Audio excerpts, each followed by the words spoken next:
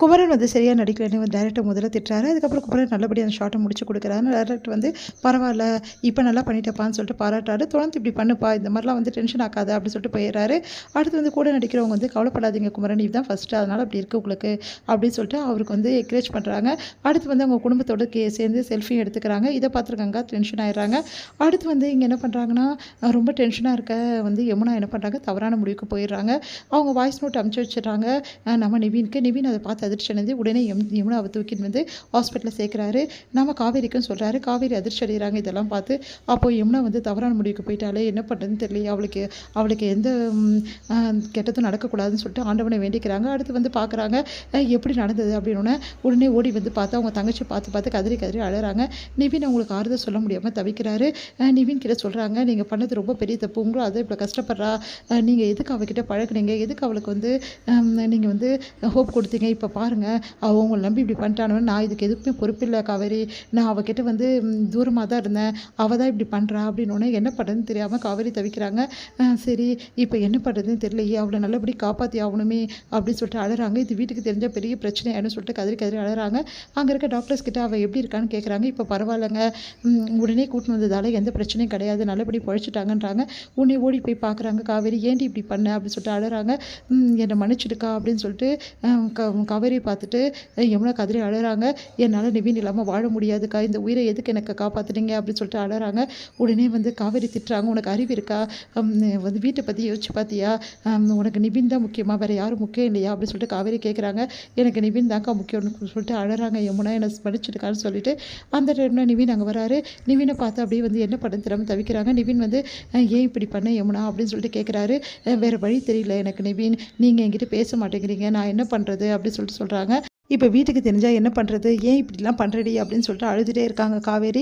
அடுத்து ஒரு நிமிஷம் இரு அப்படின்னு சொல்லிட்டு காவேரி வந்து வெளியே வராங்க. நிவின் கிட்ட சொல்கிறாங்க, இப்போ யமுனா வந்து உங்ககிட்ட என்ன பேசினாலும் சரி, தயவு செய்து அவளுக்கு ஆப்போசிட்டாக எதையுமே பேசிடாதீங்க, அவளுக்கு வந்து நீங்கள் வந்து எதுவுமே சொல்லாதீங்க, நீங்கள் அவளை வந்து அவள் எது கேட்டாலும் சரி ஓகே அப்படின்னு சொல்லிட்டு சொல்லுங்கள் அப்படின்னு அதிர்ச்சி அடைகிறாங்க. அது எப்படி முடியும் காவேரி, அவள் வந்து என்னை கல்யாணம் பண்ணிக்கிறியான்னு கேட்பா, நான் எப்படி ஓகே சொல்ல முடியும், நீங்கள் ஓகே சொல்கிறீங்களோ இல்லையோ தெரில, ஆனால் இப்போ எதுவும் பேசிடாதீங்க, அவள் மனசு ரொம்ப காயப்படும், ப்ளீஸ் உங்களை கெஞ்சி கேட்குறேன்னு சொல்லிட்டு சொல்கிறாங்க. வேறு வழி இல்லாமல் சரின்றாரு நம்ம நிவினும். அடுத்து வந்து உள்ளே போனோன்னே நிவினை பார்த்துட்டு வந்து யமுனா வந்து பேசணும்னு ஆசைப்பட்றாங்க. காவேரி வெளியே நிற்கிறாங்க. அப்போ வந்து இங்கே பாரு யமுனா, நீ பண்ணது ரொம்ப பெரிய தப்பு நிவின் அப்படின்னு சொல்லிட்டு அப்படியே வந்து கையை பிடிச்சிட்டு அழறாங்க. கையை எடுக்க முடியாமல் நிவின் கஷ்டப்படுறாரு. இதை காவேரி பார்த்துட்டு அப்படியே வந்து வெளியவே நிற்கிறாங்க. நிவின், இப்போவாது என்னை ஏற்றுப்பீங்களா, இப்போ புரியுதா, உங்களுக்காக நான் என் உயிரே கொடுப்பேன் நிவின், இப்போ என்னை காதில் புரிஞ்சுக்கிறீங்களா அப்படின்னு சொல்லி சொன்னோன்னே அதுக்கு எந்த பதிலும் சொல்லாமல் நிவின் யோசிக்கிறாரு. சொல்லுங்கள் நிவின், இப்போ உங்களுக்கு புரியுதா, என் காதல் உண்மைதான்னு சொல்லிட்டு உங்கள் மேலே நான் உயிரே வச்சுருக்கேன்னு சொல்லிட்டு இப்போ உங்களுக்கு புரியுதா அப்படின்னு சொல்லிட்டு கேட்குறாங்க.